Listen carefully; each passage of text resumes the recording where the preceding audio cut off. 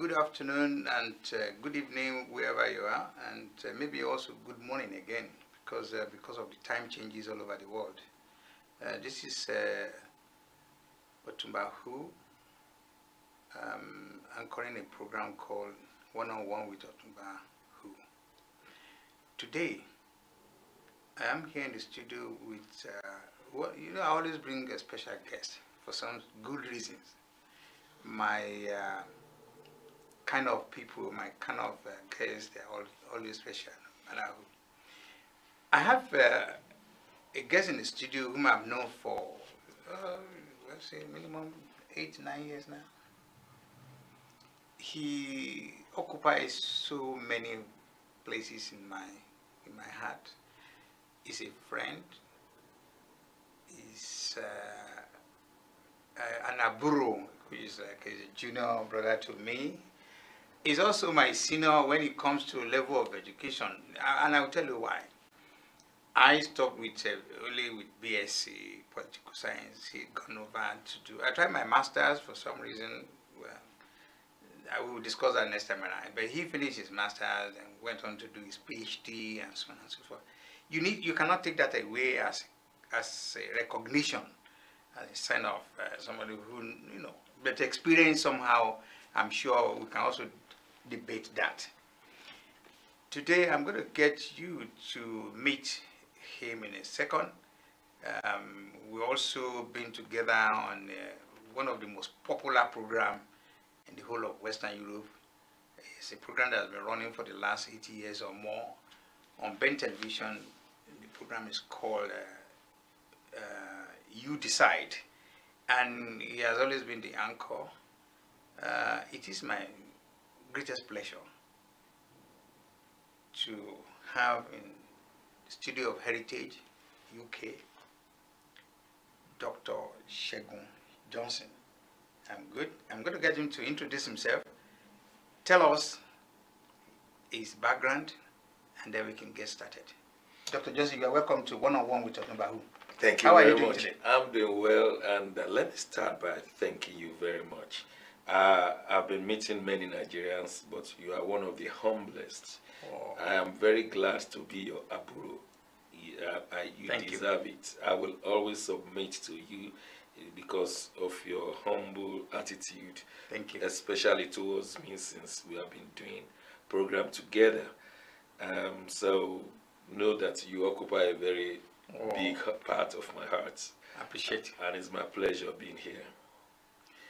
Tell us a little bit more about yourself. Taking that in, I know you are a political scientist, an associate professor, educationist, one-time politician. I don't know whether you're still a politician. When I say politician, not Nigerian politician though. This man has almost run for the position of mayor of London, so he was there before. Now, he's also the, the high realm, the highest level over there. He's also a pastor. Yeah. Can you put all this together and tell us what has it been like? Well, I must say I'm one of those blessed by God. I lost my father when I was 1, so it was my mom and I, and she managed to raise me. I went to the University of Lagos and graduated in 1976. Did my NYSC at the then Anambra State. So the capital was Enugu, so I was in Enugu for 1 year, and went from there to University of Ife in those days to read masters. I briefly worked for Lagos State, and then from there I did my PhD at started with the University of Ife and ended up in the University of Lagos. So I managed to get 2 degrees from University of Lagos, my first degree and the PhD. Then I worked with the National Assembly in the Second Republic. I worked where Joseph Wyas was the president of the Senate, and I was in the Senate. I was the Secretary Senate Committee on Judiciary and Legal Matters. And Buhari came to power December 31st, 1983, and that was the end of the Second Republic. I was posted to Federal Ministry of Agriculture, and I did not like the job, so I took up a new job with the Lagos State University, where I rose up to senior lecturer. and I was sent to the United Kingdom to do a research for the Association of Commonwealth Universities, where I should look into why there were incessant coups in African states. Most of African states then were ruled by military dictators. So would there be a democracy in Africa? That was the essence of the paper that the Commonwealth asked me to write, which I did in 1992/93. And since then, I have never returned to Nigeria. Of course, there is a background to that. Babangida was always running after me. He arrested me. He took my passport. And were you the one involved with the Jamaican professor? What is okay. You see, Doctor.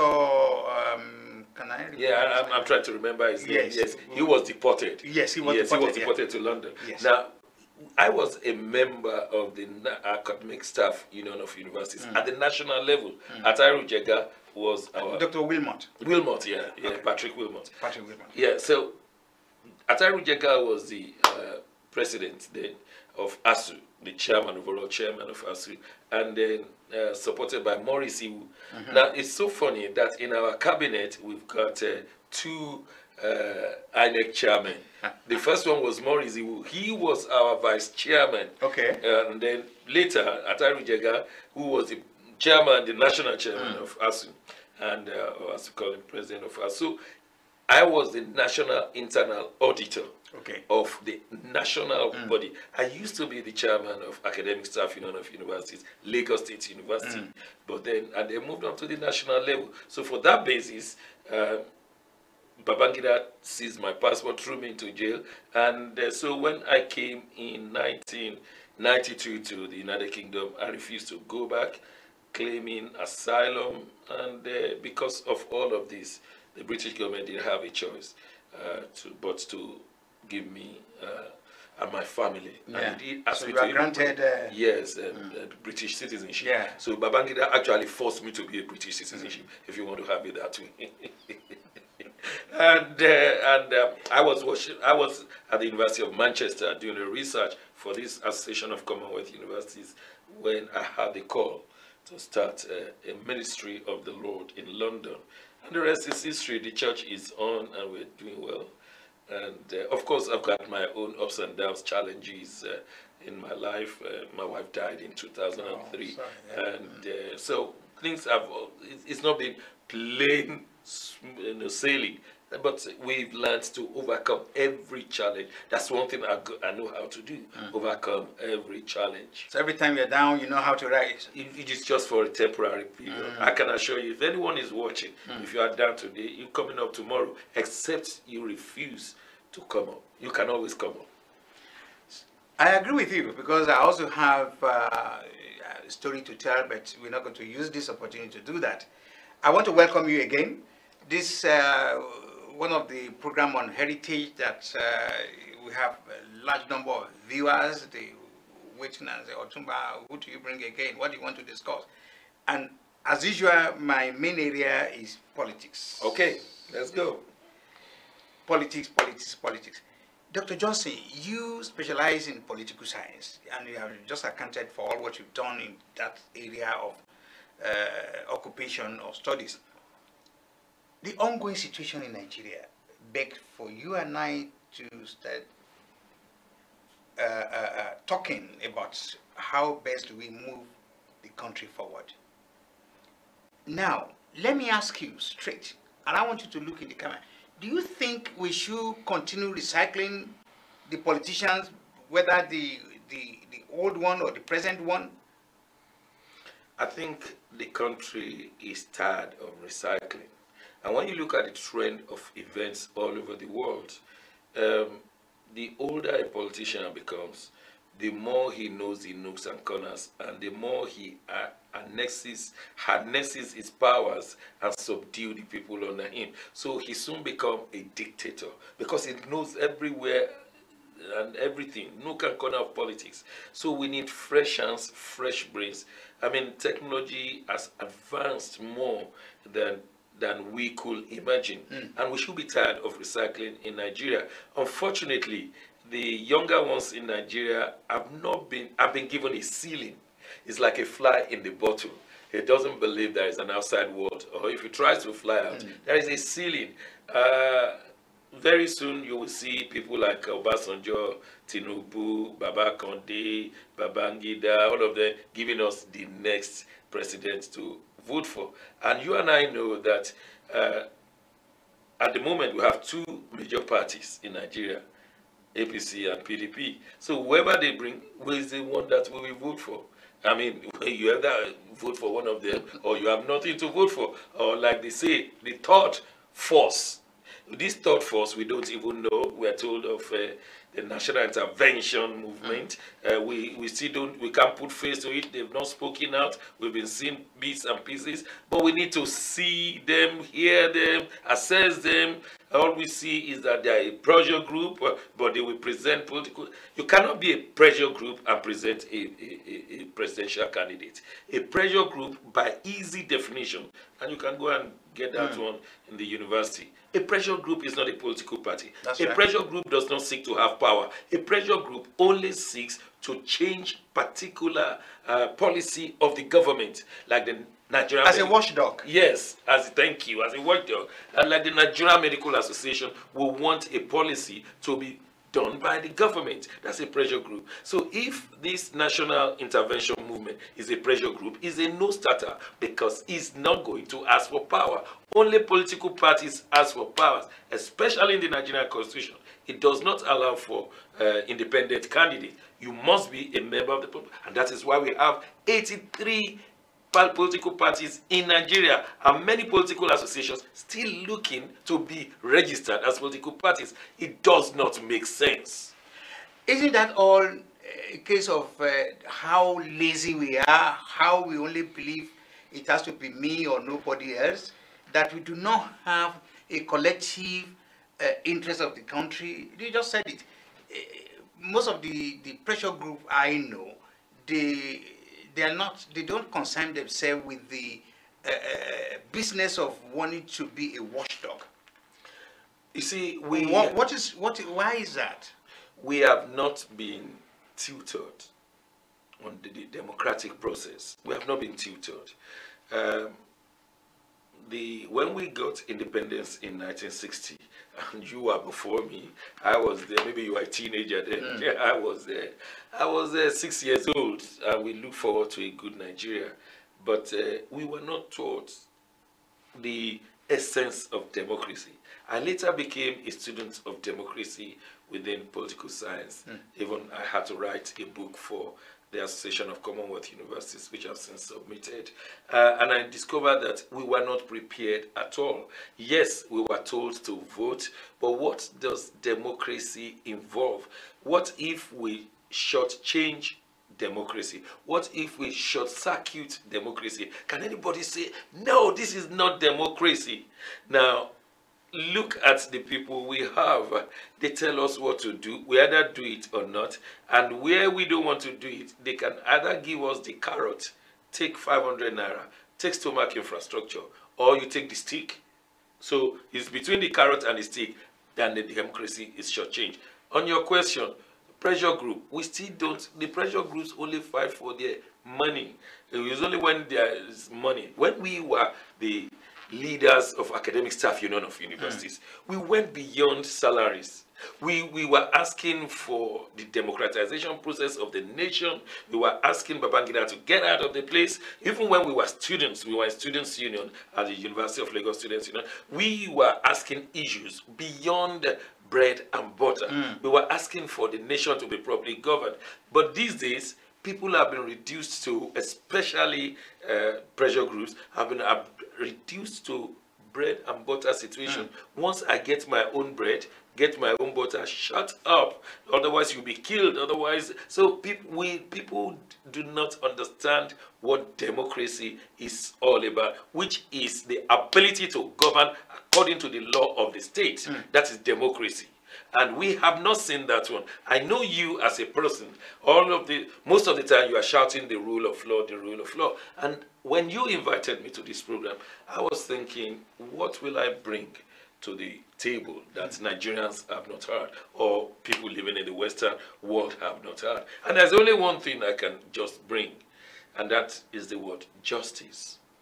Justice. The essence of governance is justice. And I can look at it from two issues. When you look at the Hobbesian reason for government, Thomas Hobbes wrote a book that government started when there was no government. And therefore, everybody was doing what was right in his sight. That is, you will just... State of nature. State of nature. And the state of nature is short, brutish, poor, lonely, and anyone could kill any other person, and there was nobody to ask you a question. So people were tired of this state of nature, where you just become a law unto yourself. And they said, let us surrender our power to one man who will rule the rest of us. And that man will be called Leviathan.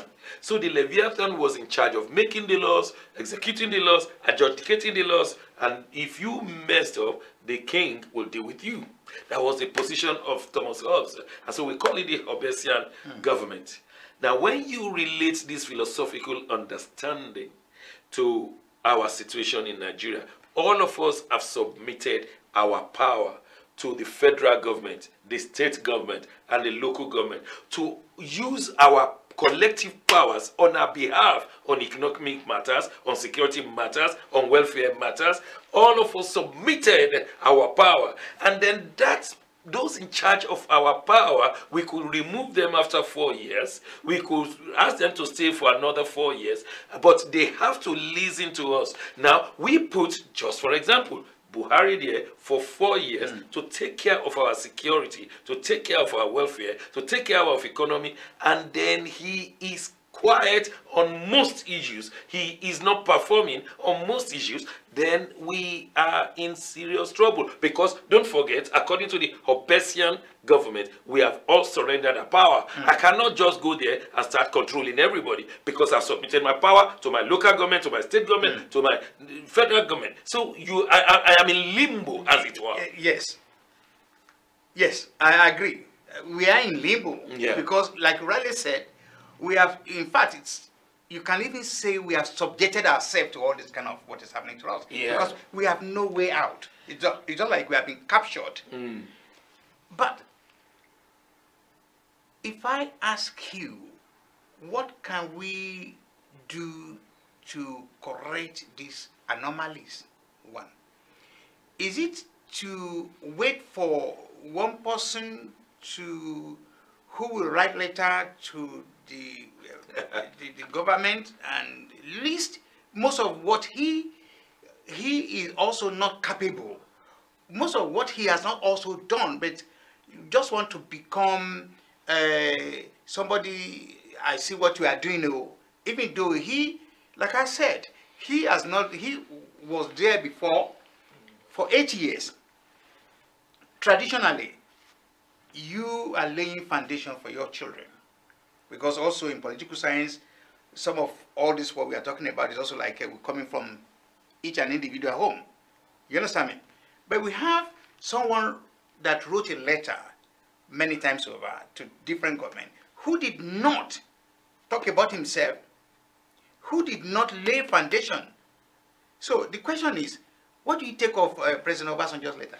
Now let's again look at our situation from philosophical point of view. We've talked about Thomas Hobbes. Let's talk about how others see government. Then I will come to that question.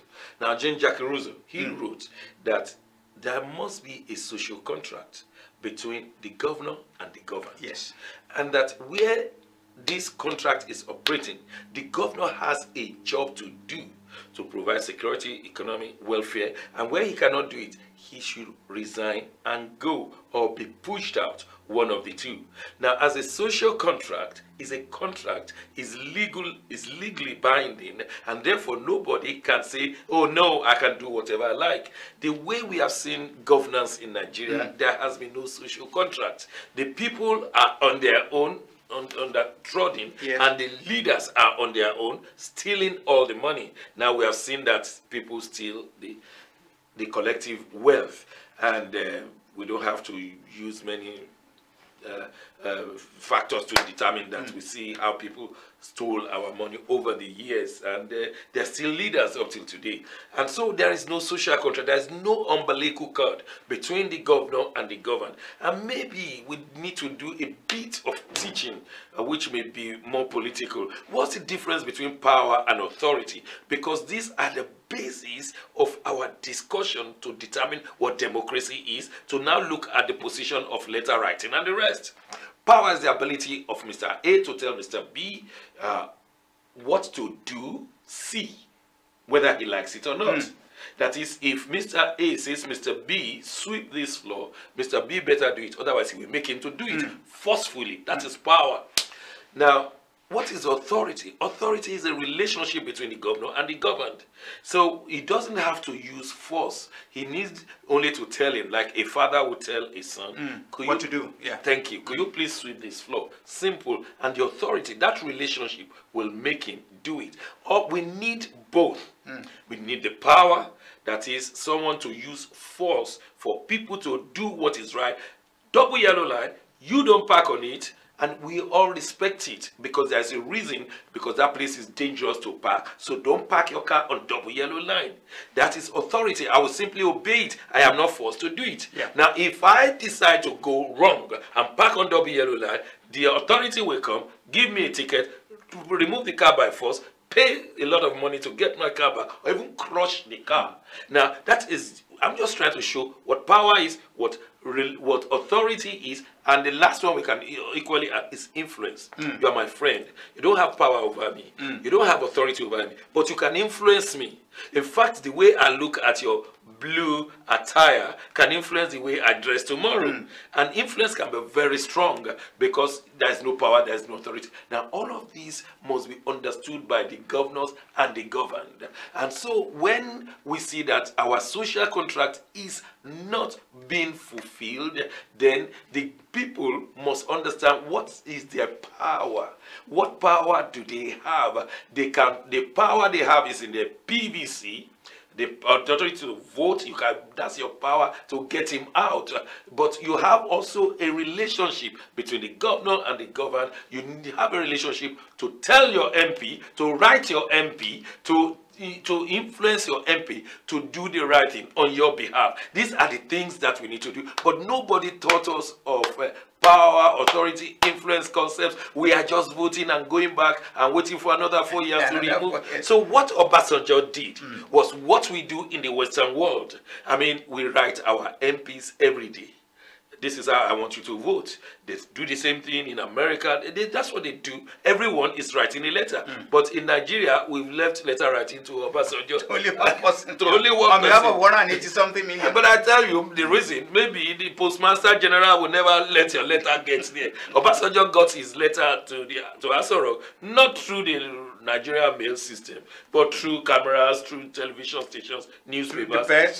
So why will you write a letter to your MP when you know it will never get there? So and then if you shout on top of your roof, nobody. So that's the only person, Olusegun Obasanjo, who could write a letter. He does not need royal mail. He doesn't need to get his letter posted. No, to get his letter posted and be received. So, but then he is doing what every one of us should do, and that is why our governments get away with murder, near murder, because they do not get our feelings formally written. Now everybody knows we are not connected. We are not connected. Nothing connecting us. There is no relationship between us. Otherwise, all 180 million Nigerians should be writing Buhari right now to say this is how I feel. This is how I feel, and then he will get a real feeling of the people, but we don't even have a way to show our feeling.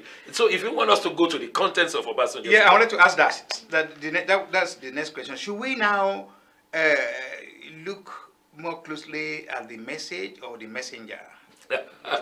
So what do you think? So some in the social media say, let's shoot the messenger and take the message from you. Well, I won't go to that extent. Obasanjo has done his own bit for the nation, and he's still courageous enough to write letters. Obasanjo is not a pushover. It's only that he finds it difficult to leave the stage, and he's always writing to heads of state. But every Nigerian should be doing that, and so he's doing his democratic right. Well, let's leave the messenger for now. It's only that. And look at the message. He is the only powerful messenger that can deliver the letter, the message. The rest of us can get the message delivered, no matter how we try. So let's look at the message. He talked mainly about 6 things.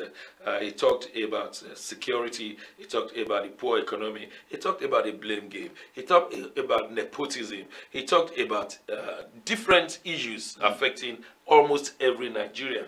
And when you look at the government we are dealing with, the apex, the man in charge of the present administration as President Muhammadu Buhari.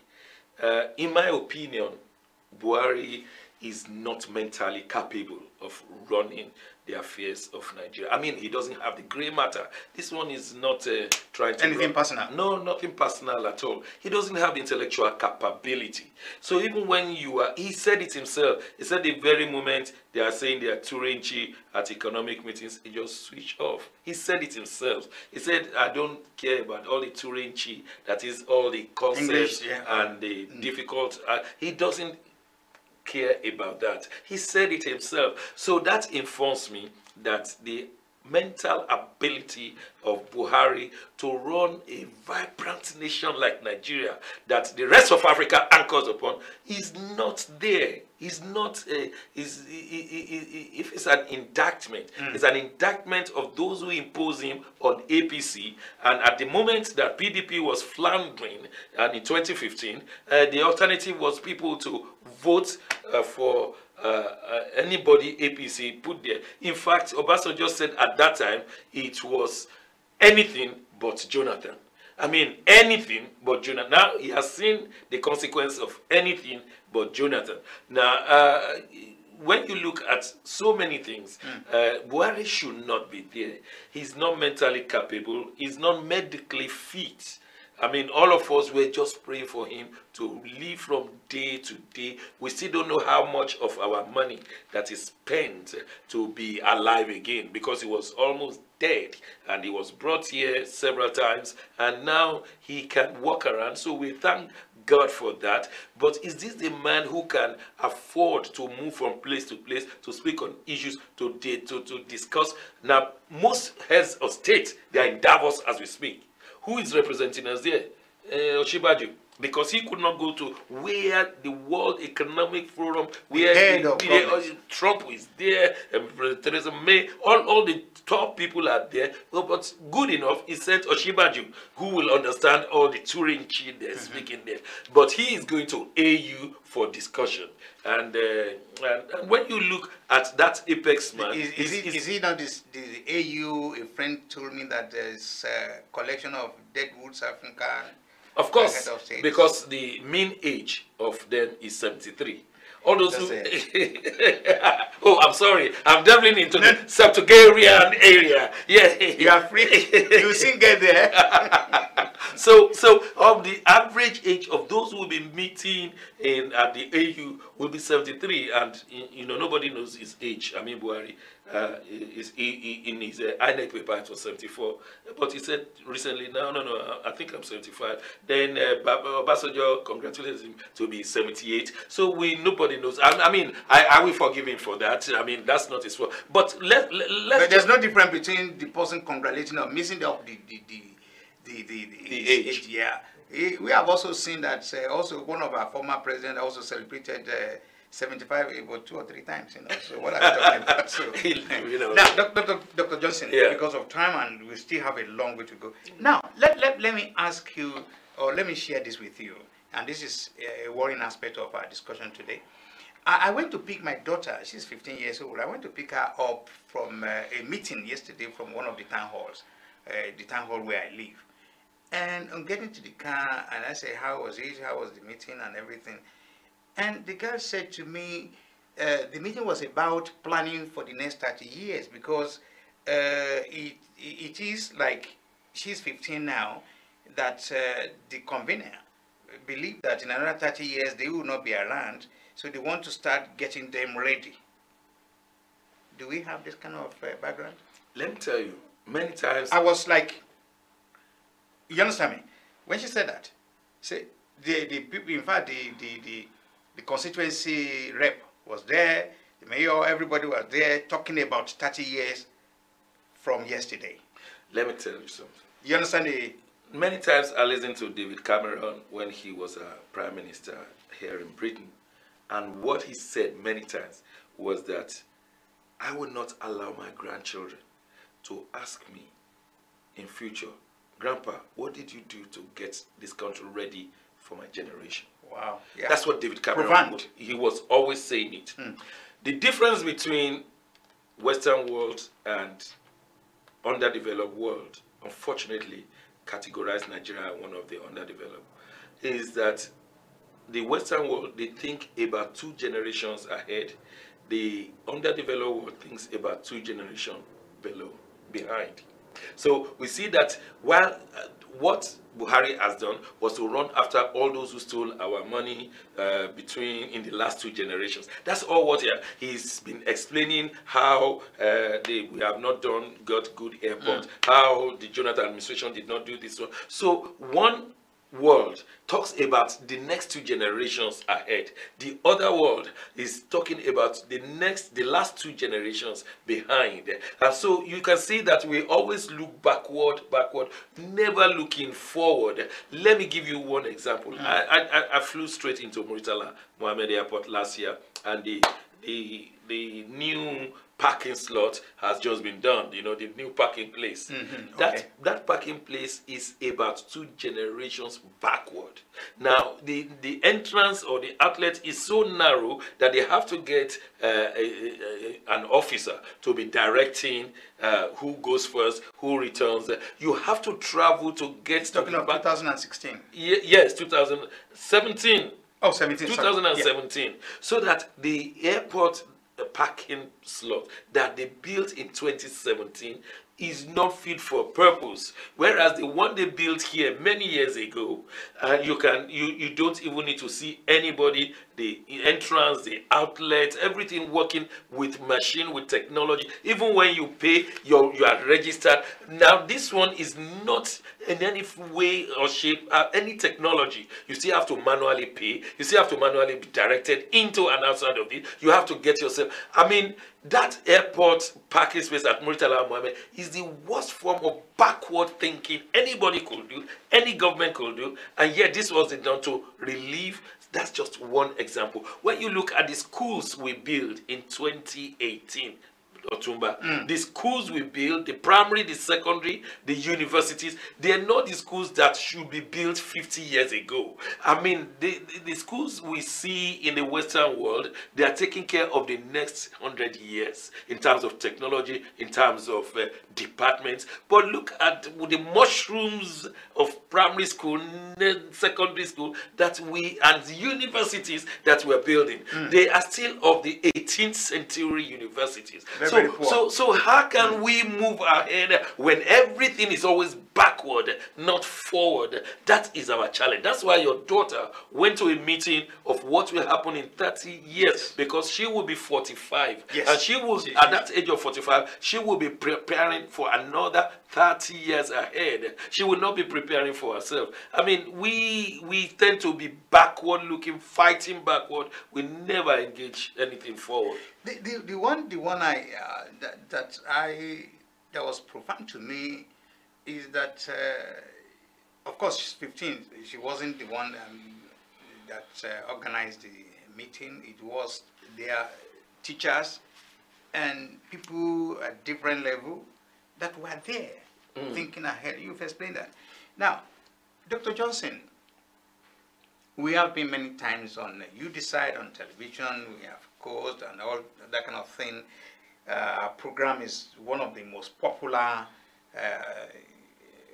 black, whatever ethnic, diaspora discussion. Diaspora discussion, and we make people to decide. We only ditch out facts and figures, analysis, and so on.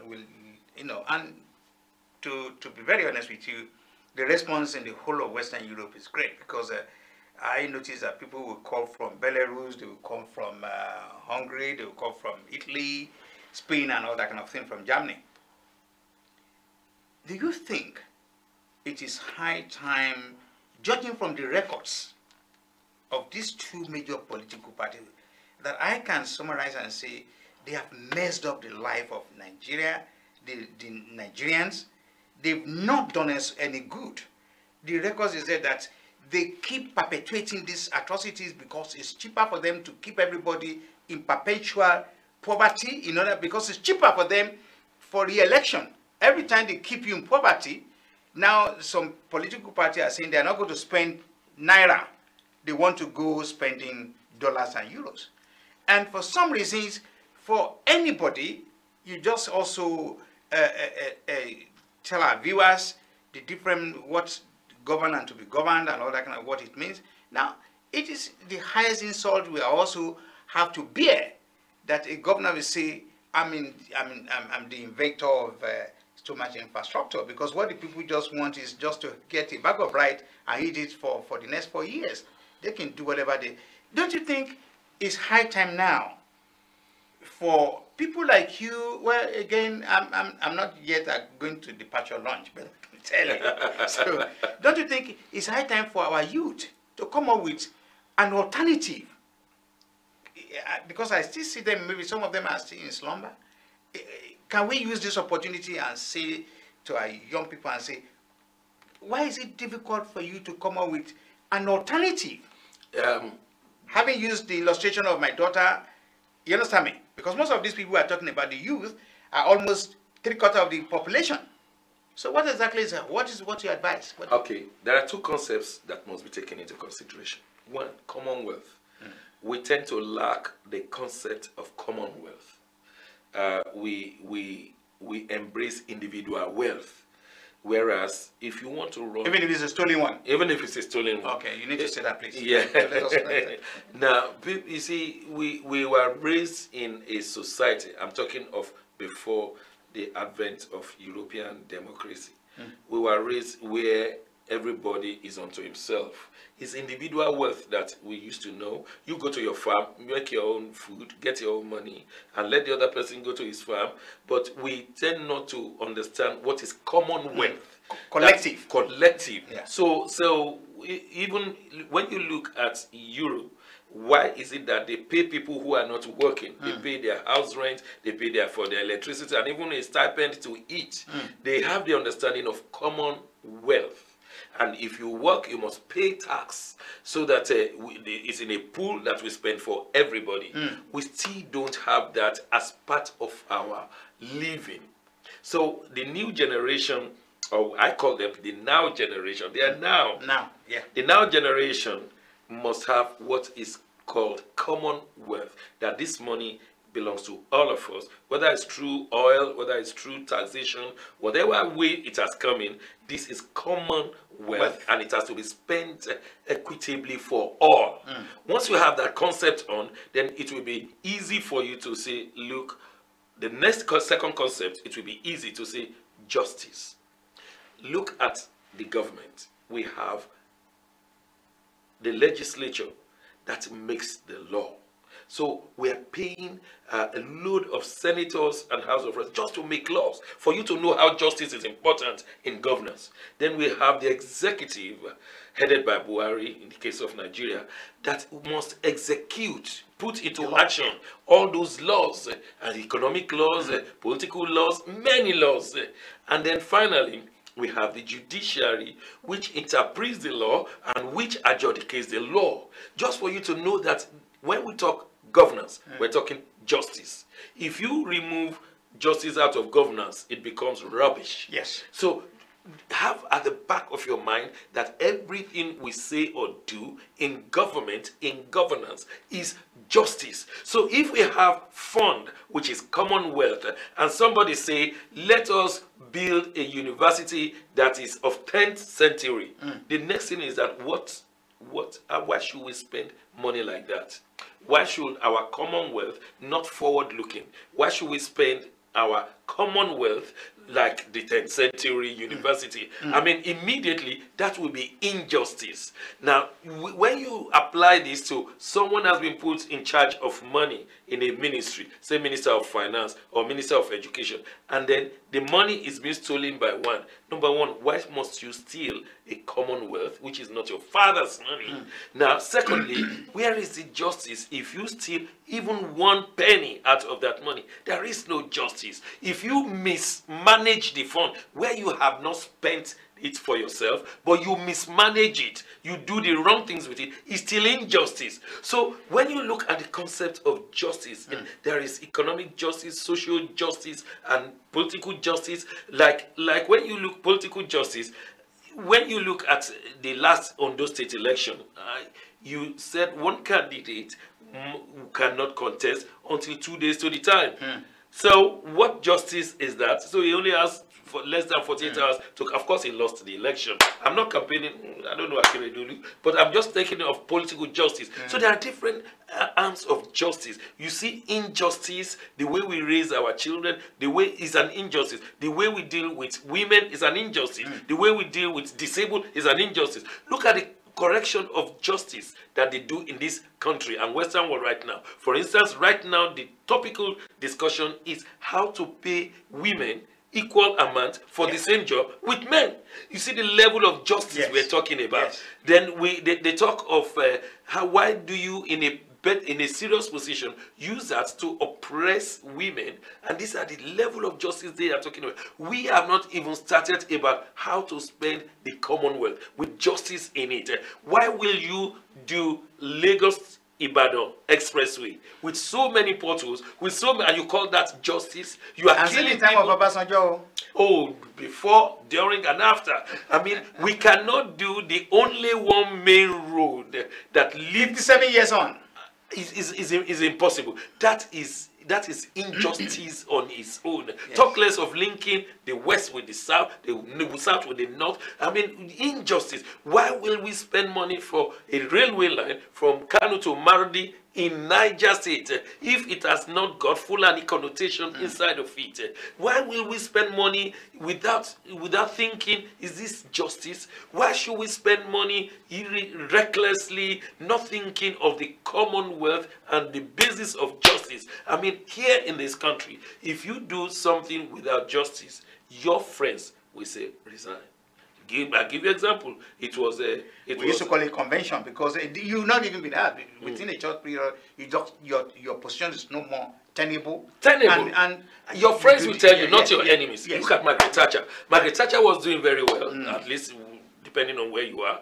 And his party said, well, we're going to make a vote of no confidence in you. They went to vote, and Margaret Thatcher received 2 votes more than 50% in a vote of no confidence.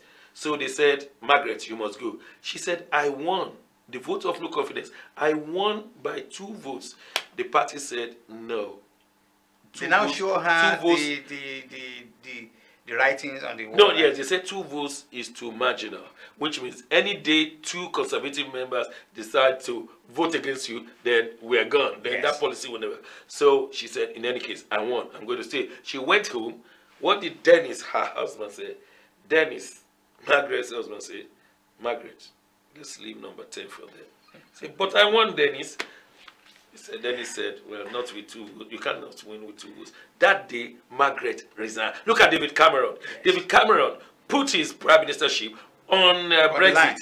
And when he lost, you are no longer tenable. Look at Gordon Brown. Gordon Brown was in a position to align with Lib Dem, and the members of Labour told Gordon Brown, we cannot stay with Lib Dem.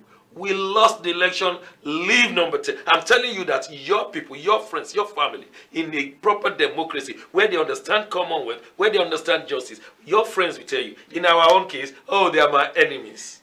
You alluded to our upbringing, the culture, the culture of not understanding that, yes, you can protect, you can afford to say we do not have much in the house because of the structure of one man with his family. But that had not helped us to the public arena where an average Nigerian should have the belief that what I do now, I'll be doing it to affect, is going to affect whatever measure, whatever move, whatever anything I do is going to have effect, it's going to impact millions of our people. Now, don't you think part of the problem is we chose, and this is deliberate, because all the political analysis you've done so far, it seems that we refuse to annex, or we refuse to get this particular phrase we use in law, fear of sanction, because that was exactly what is missing. When I know that if I do anything criminal, I have the telephone number of the Inspector General of Police, and I have you are the governor of Lagos, I can pick the call and say, bro, tell your boys. You understand me? And when we have a situation that the police will probably, those few ones, do their job, and then they now come to IG, and the IG said, don't you look at people you arrest? Can't you look at this man's face? Does he look like somebody you should arrest? And the man will be, the policeman will be checking. His job is up. These are the culture. So there's no fear of sanction in the first place. Yeah, we were not properly. So if we don't have that, the rest is, everybody is just like, so we have to go, we probably, I'm taking you back to state of nation. Yeah, we were not democratic. You understand me? Because that's where we are now. We're not properly brought up in terms of salaries are not democratic. paid. So that is all these little things. How can a government not pay his own? But he gets his own salary. They get paid. Their commissioners get paid. Is impossible. I mean, it's unthinkable that government will employ and not pay. I mean, it's unthinkable. I've never, yes, in the Western world, it's only it's unthinkable that the government will, here in the Western world, when you as a private person employ someone, you must pay that employee even if you are not getting anything. It is a law. It is the law. Yes. Thank you. It is the law. This is, we come back to justice. It is the law. So for any government, federal, state, local government, not to pay its own employees, I mean, is sacrilegious. There's no other way to put it. Yes. But you see, it's just that we have not been taught about democratic tenets. We don't have the culture. I want to answer your question. Why is it that people don't think of the necessary things, others, this fear of sanction? And of course they can short circuit the sanctions, they can do everything. But more importantly is that we still don't know the consequence of not obeying the law. Let me make it simple. You drive here and you see 30 miles per hour. Yes. And then you feel, oh, I'm almost late, let me speed up. And then you go on 40 miles per hour. You see, you may not be caught by the camera, you may not be caught by the police, and you get to that place probably on time, but you have broken the reason behind the maximum miles per hour. You have broken it. Yeah. You see, maybe they put 20 miles per hour for children crossing. Now, on this occasion, you did not kill any child, but you have broken the reason for the 20 miles an hour. You should be ashamed of yourself, because if a child crossed at that moment, that child is dead. So we are still not tutored to see the reason behind the law. So you see rails by the side of the road. These rails are to support cars that go astray, but you believe, oh, this will make nice spoons and forks, so you cut the rail by night. You are not caught, you make it into spoon, you make the money for yourself. Now there is a car coming, that did not see any railing falls into the ditch without you knowing that you have caused that car to fall into the ditch. So you say, well, it's everybody's money. You go and cut the cable, NEPA cable, and you melt it and make some money. And some people will go without electricity because we have not been taught that the consequences of not following judicial process, you are killing some people. You stole some money from the Ministry of Health, not knowing that that is somebody's illness you have elongated. And I also want to remember, we've been together for many years in the media business, and I've always asked you this question. I'm going to ask you in front of all our viewers, millions of all of them all over the world. Dr. Johnson, I want to ask you, how do you defend all this argument that if I say to you that it's a case of we are not spiritually developed? Because when you look at my daughter saying, I'm being prepared in another 30 years. And when I see a 5-year-old child in this country telling the truth, I know you're going to go back and say it's all upbringing. But is it a case that we don't have people who are spiritually developed and we cannot have what they don't have? Is it like they have always been like they are blind, they don't know what they are doing, starting from when they chose to sell our people to send them for slavery and all that kind of thing? We are not spiritually developed. You are a man of God, you are in the spiritual world. I'm not talking of church or mosque. We are not spiritually developed. Am I right to say that? We have not allowed God's Spirit to develop our morality. Yep. Hello, sir. I must quickly stop you there. And I'll stop you there. You are a scientist, you are a political scientist. You and I know you describe, you explain the rules, the analysis of Thomas Hope and all that kind of thing, what he said. You see, we refuse to surrender ourselves to a common law that if you do not forget that if you are looking for nasty set of human beings, you find them in the West. Yes, yes. But because the rule of law is in place, sanction. And they have the arm of the law will get to you. Yes. But we choose not to do that. Yes, I was trying to explain. That's the point I'm trying to make, sir. Yes, I will explain it because I think I have a bit of understanding here. And they don't go to church here, or they don't go to church? No. Most of them. In fact, you have hit the nail on the head. Someone once said that it is better to have justice than to have God. Because justice will extend to everybody in the community. But if you have God without justice, then of what use is that God? Because if that God does not stop you from murder, from stealing, from lying, from adultery, then what kind of God are you serving? So I was about to say, God that I know is God of justice. And not only justice, but judgment. So there's a difference between judgment and justice. The true God that I know is God of judgment and justice. I'm not going to speak for Islam because I don't know much about Islam. They will speak for themselves. They will speak for themselves. So I'm not berating Islam or any other religion. I'm just speaking what I know. Yes. Now, the God that we serve in Christianity is God of justice and God of judgment. If he's not God of justice and is not God of judgment, then he's no God. So you will see when Moses said, I want to meet your glory in Exodus chapter 34. He says, yes, I will pass by you. And 7 characteristics of God came before Moses. The first thing was his name. The second one was his mercy. The third one was his grace. The fourth one was the truth. The fifth one was his goodness. And then by the time it gets to the 7th one, he says judgment and justice.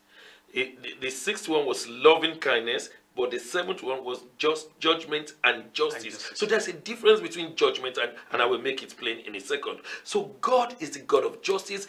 God is the judge of the universe.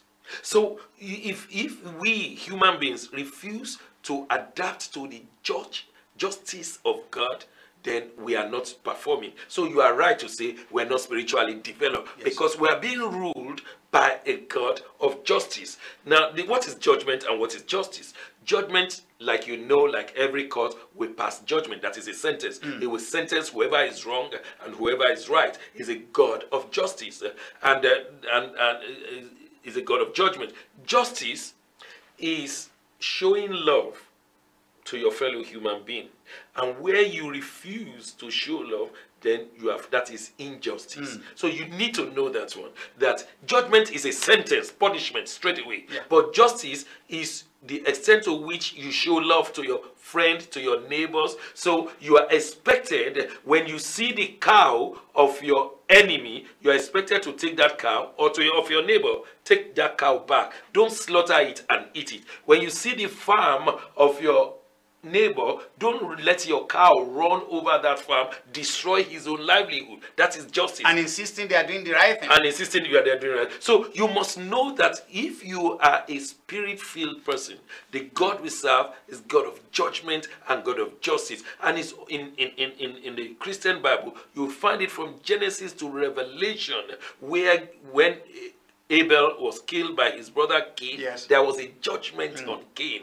When the children of Israel made mistake, there was a judgment of them. And Jesus Christ came to take away those judgments, that we could open our eyes and start following justice. You don't have to commit adultery. You don't have to commit sin. You don't have to steal your neighbors. So that when you follow Jesus, then you will be able to walk in justice, the one you are saying. But many people want to be called Christian without wanting to do justice. And they are all at the top level of institutions, of government institutions, even church institutions. Many people who just want to be called Christians without following the justice way of doing things. And that is where we find ourselves. One man can steal $2.8 billion of Nigerian money and get away with it, and another one 1.8, and we hear some wonderful figures, 400 million naira, 500. I mean, inside of me, I'm saying, are you sure they stole this amount of money? Are you really sure they stole? And I'm still pinching myself. Yes. I'm still pinching myself. Because of time, I've been told by this that we have only about 5 more minutes, but I quickly want to use it on 2 or 3 more questions. Before we leave this justice and no justice issue, before we leave this spiritual aspect of our discussion, at what time, just 1 minute, please, just 1 second, quickly, at what time do we miss the boat that we did not take justice as a portmanteau, like the people that in civilized world agreed to apply justice in all their undertakings? At what point? Well, I would say for Nigeria, that point was January 15, 1966, when Cardinal Zeogu and some soldiers decided to rebel against the constituted authority of Tafawa Balewa and Nnamdi Azikiwe, both of them running the show, and they decided to have a coup. The Nigerian people should have said, no, we don't want soldiers. Go back. These people were not particularly behaving well, but go back. Your job is not to rule this nation. Your job is to defend us. That was the point. I believe we missed it. I agree with you, but the problem again, I have to take you back that isn't it the case that has always been the pattern? The pattern, when you look at far back 500 years ago, when the Maki brothers, some of our great-grandfathers chose to run after their own people in the villages, get them caught, and then bring them to Badagry, for slavery and all that kind of thing. So this problem has always been with us. Again, I'm going to leave that question for another time, because the truth of the matter, we can talk about it.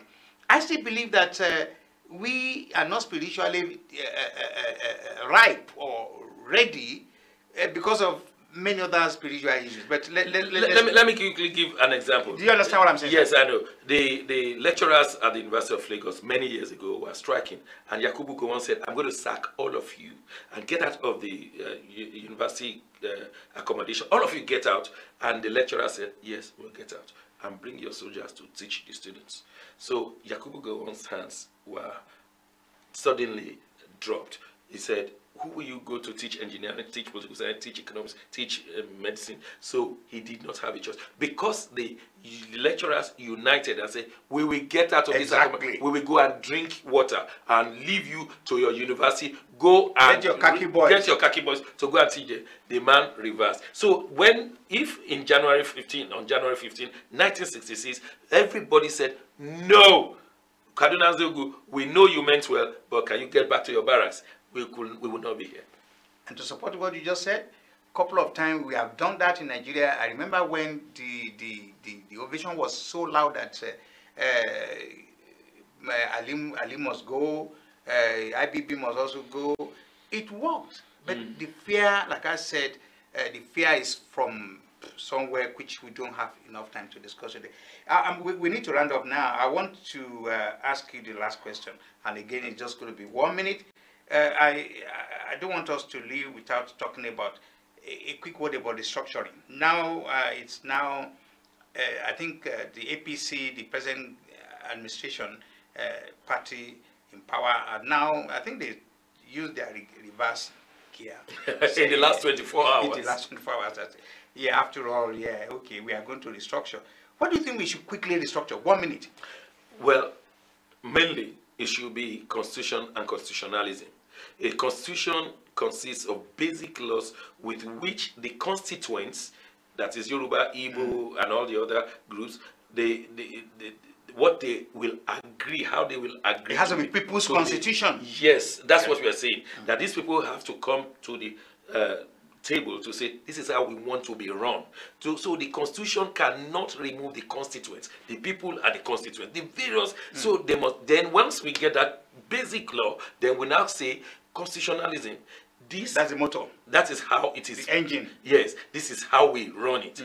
You see, so if you get a good constitution and it's being run the wrong way, then it's still worse. So what we need to do is to say, look, what are the constituents are saying that our constitution will be? Once we agree on that, we now say, in case we disagree, how do we adjudicate? Let our judiciary be free and fair and strong, and then we will have a stable society. Those two concepts, constitution and constitutionalism, if you like, put constituents, then we'll get a better Nigeria. Yes, we will be fine. I want to thank you very much. There's only one question we did not answer. I mean, over the time we took on that, was like, don't you think it's better to start talking to our boys, our people, our young people especially, to look for an alternative? An alternative in the sense that it cannot be this continuously recycled. I believe in the younger generation. Look at all the areas where they have represented us. In music, they have gone far beyond the government. In drama, in filmmaking, they have gone beyond in sports. Look at, we are even going to the Winter Olympics. So that's we will perform better than the. That's part of. Yes. So if our music has been backward looking, we will still be dancing to shekere and gongo. Those two instruments are good. I'm just saying that we've moved beyond that one. So we have moved in technology, in music. Our boys from one keyboard can sell millions of CDs up beyond Nigeria. In Nollywood, we have been fantastic. So I believe in the now generation. We can do it. It's only in politics, like you rightly said, that they don't want us to go that far. Like diasporians are not voting. Like, who is a diasporian? We have not even agreed on that.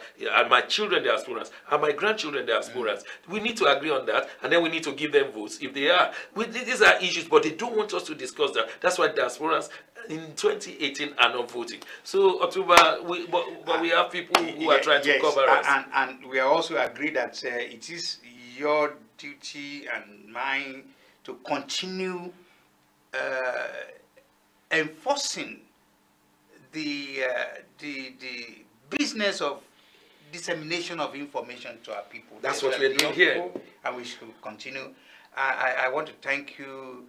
On this note, I want to thank you. Like I said, we've been together for a long time. We do media business all together. And you are my confidant, I'm your confidant, you're my friend, you're my brother, everything put together.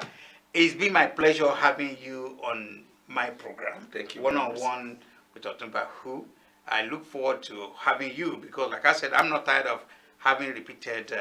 It's just like the last, my guest, Professor Toyin Falola, said, if I come again, I want to come on your program again and again. So I love to having you again and again and again. It will be my pleasure. Thank you very much. Thank you, sir. Dr. Johnson. Thank you, Egmont. Yes, thank you. I appreciate it.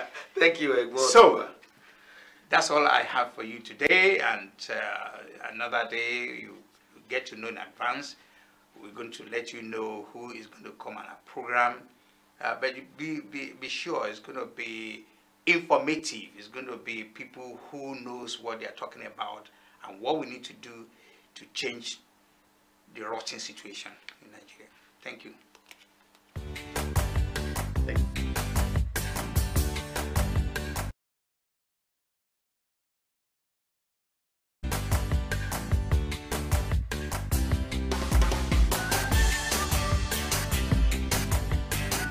Heritage Television, promoting African culture and heritage at its best. From talk shows that concern you to both local and international news that relates to you. From grassroots football to African children's programs. Heritage Television. We cover your social and special events like weddings, birthdays, church anniversaries, and so on, and broadcast them live on our apps and online. Heritage Television, broadcasting everything about culture and heritage. Heritage Television. We've got it covered. Do download our apps on both Android, iOS, and Windows mobile platform. Heritage Television, your very own TV station.